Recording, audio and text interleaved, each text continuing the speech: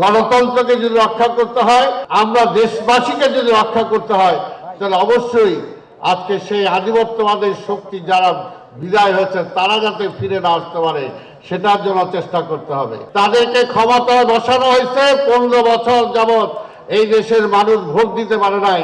একটা নিরপেক্ষ গ্রহণযোগ্য নির্বাচনের ব্যবস্থা করে নির্বাচিত সরকারের কাছে ক্ষমতা অর্পণ করে তারা বিদায় নেবেন, এর জন্যই তাদেরকে বসানো হয়েছে। ওই শেখ হাসিনাকে ধরে এনে এই জোয়ারদের সামনে ছেড়ে দিতে হবে, গুলি করে তাকে হত্যা করতে হবে। তার মৃত্যু নয়, এই আজকে বুক সন্তান হারা যারা, আজকে বাবা হারা যারা হয়েছে, তাদের সামনে ছেড়ে দিতে হবে তাকে। আমরা দেখেছি সেদিন এই পাশে এইখানে আজকে এখন যখন ইউনূস সাহেব যেখানে থাকেন এই বাসায় তিনি ছিলেন, সেই মিডিয়ারদেরকে নিয়ে এসে এই সেরাটন থেকে খাওয়া নিয়ে তিনি সেখানে খেয়েছেন, আর সেদিন দিয়ে আমাদের বীর সেনাদেরকে হত্যা করা হচ্ছে। এটাই ছিল সেদিনের শেখ হাসিনা উৎসব। তাই যে মহিলা এইরকম জঘন্য কাজ করতে পারে এবং যারা তাকে সহযোগিতা করতে পারে তার কি কোনো মাফ হতে পারে? কোনো মাফ হতে পারে না। তাই ভাইরা আমার, আজকের এই দিনে আসুন আমরা যারা বিএনপি করি এই দেশটাকে রক্ষা করার জন্য বারবার এই বিএনপির জন্ম হয়েছে, আমরা লড়াই করেছি।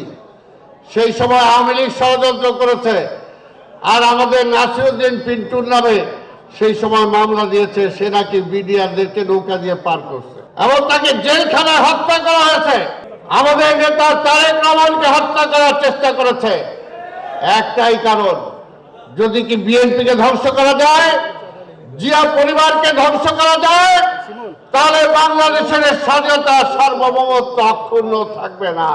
একনল হ্যান্ড ওয়াশ 100% প্যারাবেন ফ্রি, তাই নিরাপদ হাতের জন্য আস্থা রাখুন একনলে।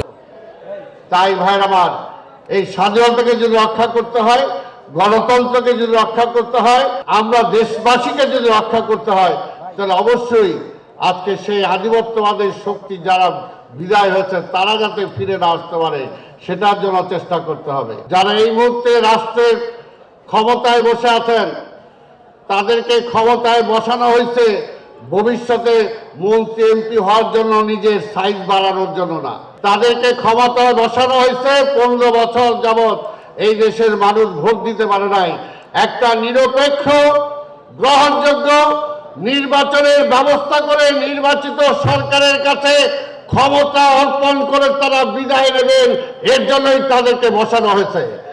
কিন্তু আজকে আমরা দেখতে পাচ্ছি কেউ মন্ত্রিসভায় থাকবে, আবার কেউ যায় দল গঠন করবে। ভবিষ্যতে এই ষড়যন্ত্রের পাঠ হইতে দেওয়া যাবে না।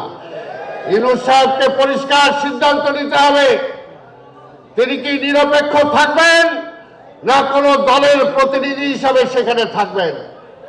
তাই পরিষ্কার কথা, নিরপেক্ষ হওয়া ছাড়া কোনো বিকল্প নাই। অনেক রক্ত আজকে শুধু মিডিয়ার নয়, দীর্ঘ 17 বছর ধরে আমাদের অনেক শহীদের রক্তে আজকে আমরা এখানে এসেছি। তাই ভাইরা আমার, সেই রক্তের এই যে আজকে কান্না শুনলে সবে বুকে হাহাকার লাগে। আমাদের অনেক কান্না আছে, অনেককে আমরা হারিয়েছি।